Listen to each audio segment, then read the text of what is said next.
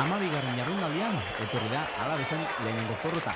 Zuki Arangonen taldeak gaur, azlean zen, 71 galdu baitu, zestauen aurka 71. Arabarrak gaur lehenengo aldiz denboraldi honetan eskutik bueltatu dira etxera. Protagonisten artean, Tito, iaz zestau taldean eta aurten Alavezen.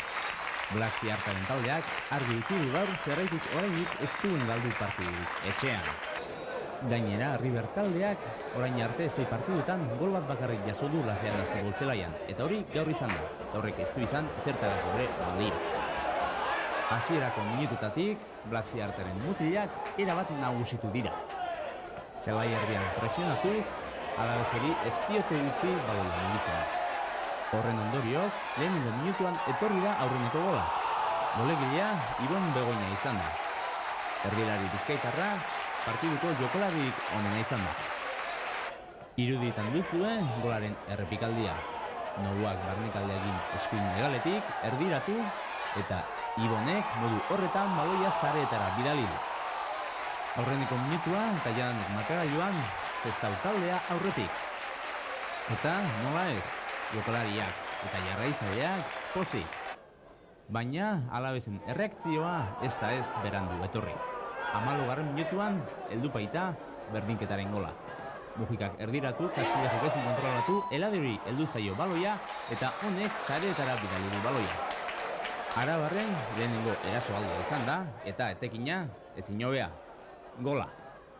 Ordu zuen errepikaldia.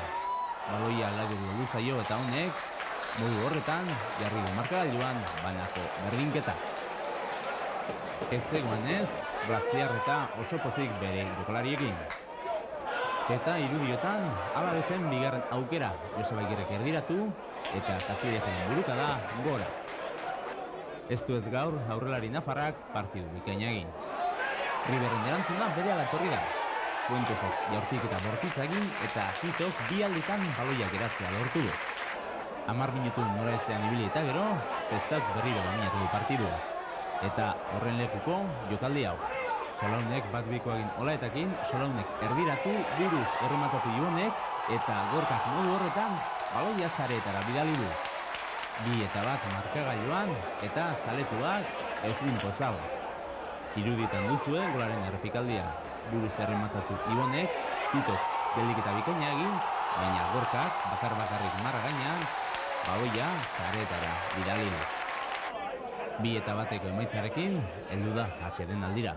Eta bigarrenean, lehenengo aukera, zestaurentzat Ibonek falta atera, Titok ezin urrundu, baina Fuentesek ezin izan du ezertxore egin. Eta irudiotan, Alavesek izan den aukerarik garbiena bigarren zati osoan. Baina, aurrelari arabarrak ez dira ez oso finibili. Jokaldi honetan, Fuentes atzelaria lesionatu eginda. Horren ondorioz, atzelari bizkaitarrak zelaia utzi behar izan du eta badirudi lesioa nahiko larria dela. Bigarren zateko 18. minutuan gara. Garrido bakar-bakarrik arearuntz eta Matxonek falta egin dio. Epaileak txartel gorria atera dio eta atzelari arabarra aldageletara bidali du. Zestau, hau oso ondo aprobetxatu du eta goitik bera dominatu du bigarren zatia. Eta hor, gorkak izan duen aukerarik garbiena partidu osoan. Baina horrelari bizkaitarra, ez da ez, oso ondo ibili. Hala ere, zaletuak pozik. Eta irudiotan, 3. gola. Gorkak erdiratu eta Ibonek modu horretan 3-1 ezarri du markagailuan. Ibonek gaur 2 gol lortu ditu eta merezi izan ditu bai. Zaletuak pozik. Partiduak ez du gehiagorako eman.